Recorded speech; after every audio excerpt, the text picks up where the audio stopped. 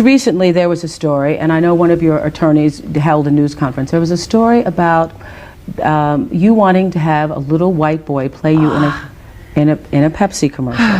That is so stupid. That's the most ridiculous, horrifying story I've ever heard. It's crazy. Amateka arambuye ya Michael Jackson, umwe mu bahanzi bakomeye cyane mu mateka y'umuziki ku isi. Ni umunyabigwi wubatse amateka, dore yuko ari umwe mu banyabigwi babayeho bagiye bahura n'ibyamamare bikomeye, bagiye baganira n'abaperezida bakomeye ku isi, bagiye bifuzwa guhura n'abantu benshi cyane. Umwe mu banyabigwi n'ubu ngubu isi muri rusange ikibuka bitewe n'ibikorwa bye. Amavuna amavuko ya Michael Jackson, amazina ye y'ukuri yitwa Michael Joseph Jackson, yavukiye Gary, Indiana muri USA tariki ya 29 Kanama 1958. Yari umwana wa karindwi mu muryango w'abana 10 bavukiye mu muryango wa Joseph na Catherine Jackson. Se yari umucuranzi w'inanga guitar, naho nyina akunda kuririmba indirimbo z'Imana. Michael yakuze akunda umuziki cyane, atangira kuririmba afite imyaka 5 gusa. Michael Jackson intangiriro y'urugendo rwe rwa muzika afatanije n'abavandimwe be batangije itsinda ryitwa The Jackson 5 mu 1964. Michael yabaye icyamamare muri iryo tsinda kubera impano idasanzwe yo kuririmba no kubyina. Bamenyekanye cyane kubera indirimbo nka I Want You Back, indirimbo yitwa ABC, indirimbo yitwa I Will Be There n'izindi, ari nabyo byabagejeje kuri label yitwa Motown Record, ari nayo yaje kugenda bazamukiramo. Ariko bityo Michael Jackson niwe waje kumenyekana cyane, abandi bo ntago bagiye bakunda gukora umuziki muri rusange. Michael Jackson yatangiye gukora ku giti cye mu mwaka wa 1971, ariko indirimbo ye yamuhesheje izina rikomeye, n'izina yitwa Off the Wall, yakoze 1979, yakozwe na producer witwa Quincy Jones.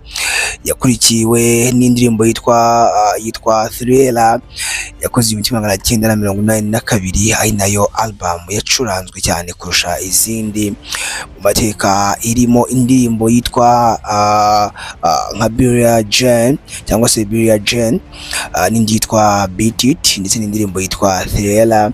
Izo ndirimbo zose zikaba zarakunzwe ku rwego rwo hejuru, ko yaje kuba umwami w'umuziki, the king of pop cyangwa se umwami w'injyana ya pop. Michael Jackson yahawe izina rya king of pop kubera uruhare yagize mu guhindura umuziki n'imyidagaduro.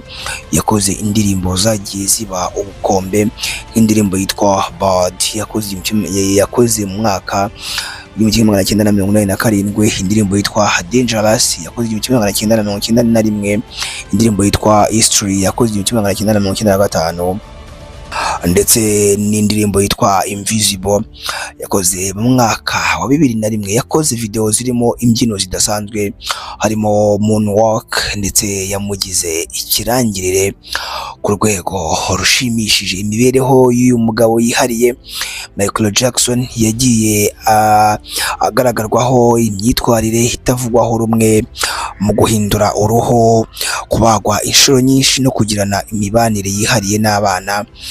Byaje kuvuga yuko abo bana ngo abafata ku ngufu, ariko ibyo kugirana imibanire yihariye n'abana byagiye bimuvugwaho, ndetse aza gushinjwa ibirego nyine nk'uko tubivuze haruguru byo gufata ku ngufu, nubwo byinshi muri byo byateshejwe agaciro cyangwa akagenda abihanagurwaho n'inkiko.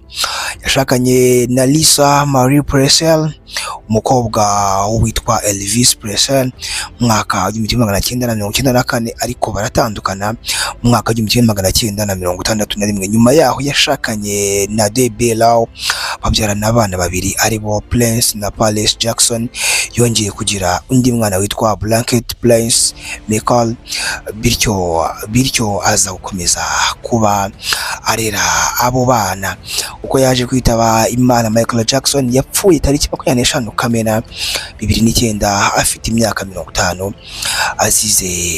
azize kwihata imiti y'indwara zo gusinzira.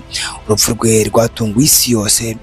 Uwita ku buzima bwe Dr. Conrad Male yaje gukatirwa imyaka 4 y'igifungo kubera uburangare bwavuyemo urupfu rw'umunyabigwi Michael Jackson.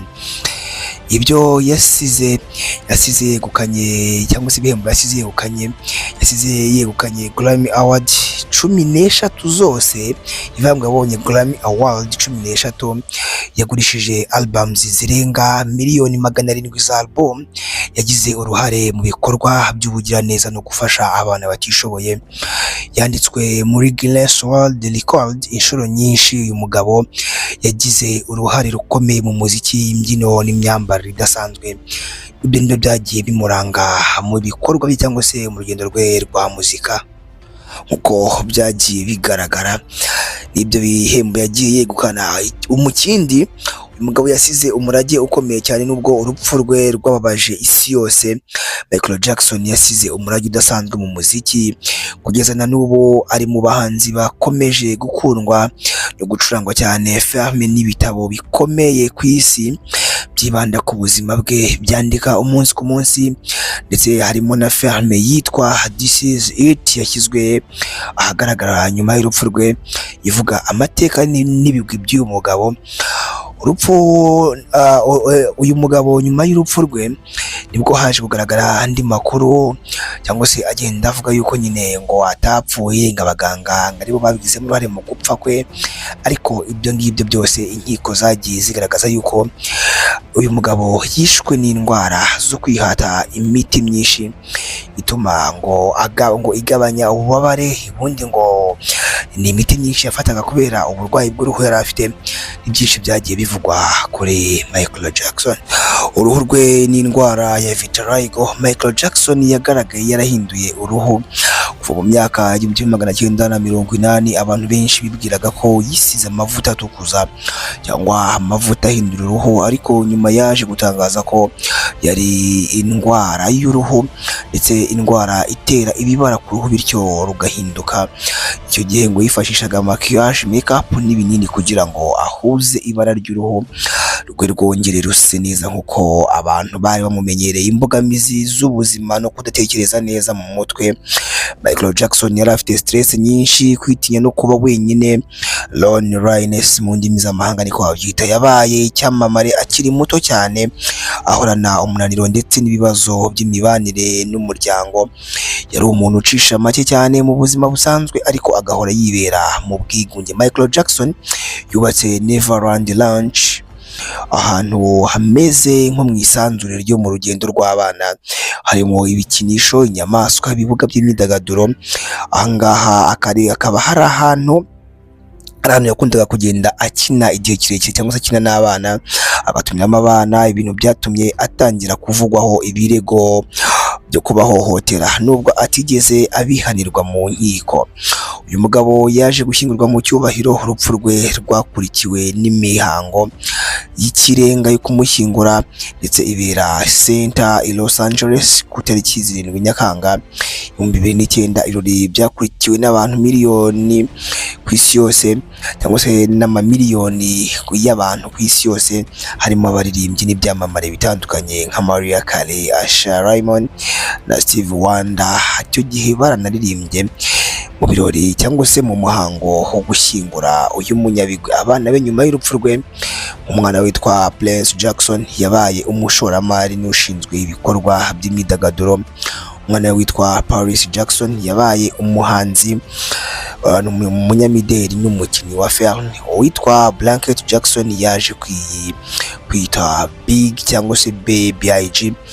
Ni umuntu utajya akunda kugaragara cyane mu itangazamakuru, uyu muhungu wa Michael Jackson.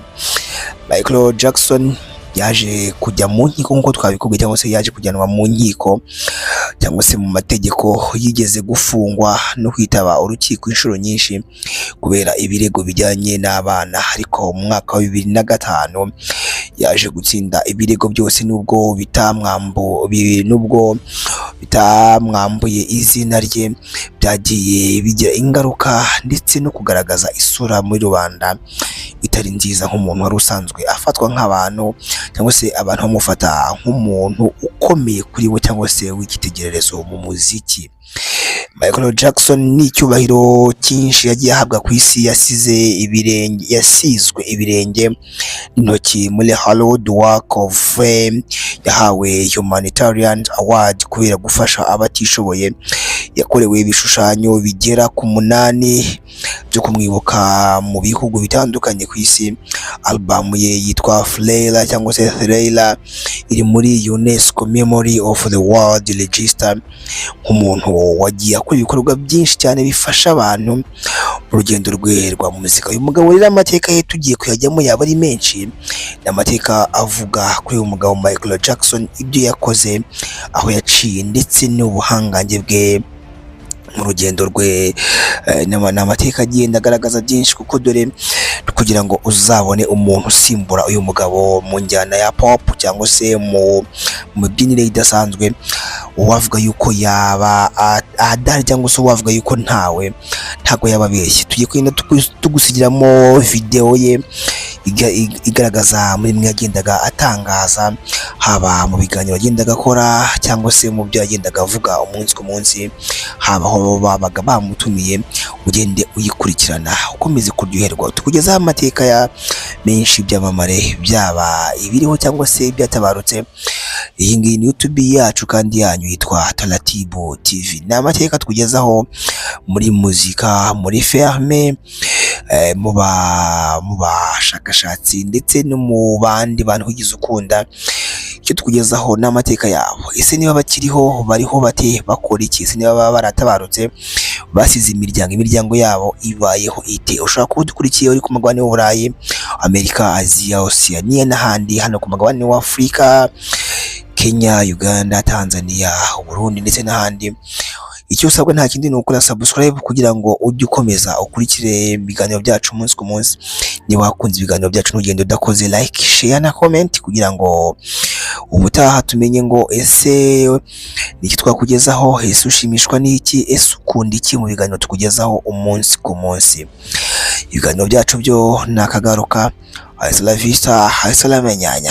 Ciao ciao, turabakunda, Imana ibarinde. Just recently there was a story, and I know one of your attorneys held a news conference. There was a story about you wanting to have a little white boy play you in a Pepsi commercial. That is so stupid. That's the most ridiculous, horrifying story I've ever heard. It's crazy. I mean, why? Number one, it's my face as a child in the commercial. Me when I was little. Why would I want a white child to play me? I'm a black American. I'm proud to be a black American. I am proud of my race. I am proud of who I am. I have a lot of pride in who I am and dignity. That's like you wanting an Oriental person to play you as a child. Does that make sense? No. So please, people, stop believing these horrifying then stories. let's go to the thing that is most discussed about you, I think, is the fact that the color of your skin is obviously different than it was when you were younger. Yes. And so I think it has caused a great deal of speculation and controversy as to what you have done or are doing. Are you bleaching your skin? And is your skin lighter because you don't like being black? Okay, number one, as I know of, there is no such thing as skin bleaching. I have never seen it. I don't know what it is. Well, they used to have those products growing up. I used to hear, always use bleach and glow, but you'd have to have about 300,000 gallons to... Okay, number one, this is the situation. Yes. I have a skin disorder that destroys the pigmentation of the skin. It's something that I cannot help. Okay, but when people make up stories that I don't want to be who I am, it hurts me. So it is. It's a problem for me, okay? I can't control it. Okay, but what about all the millions of people? Let's reverse it. Okay. What about all the millions of people who sit out in the sun to become darker, to become other than what they are? Nobody says nothing about that. So when did this start? When did the color of your skin start to change? Oh boy, sometime after Thriller. Around Off the Wall Thriller. And what did you think? I mean, it's in my family. My father said it's on his side. I can't control it. I don't understand. I mean, it makes me very sad. I don't want to go into my medical history because that's something that's private. But that's the situation here. So please, when people see So, something okay, like I that, just want to get this straight. Yeah. You are not taking anything to change the color of your skin? Oh God, no. You did not purposely? We're trying to control it, and using makeup evens it out because it makes blotches on the skin, and I have to even out my skin. But you know what's funny? Why is that so important? You know, that's not important to me. I'm a great fan of art. I love Michelangelo. If I had a chance to talk to him or read about him, I would want to know about what inspired him to become who he is, the anatomy of his craftsmanship, not about who he went out with last night or why he decided to sit out in the sun so long. What's wrong with, I mean, that's what's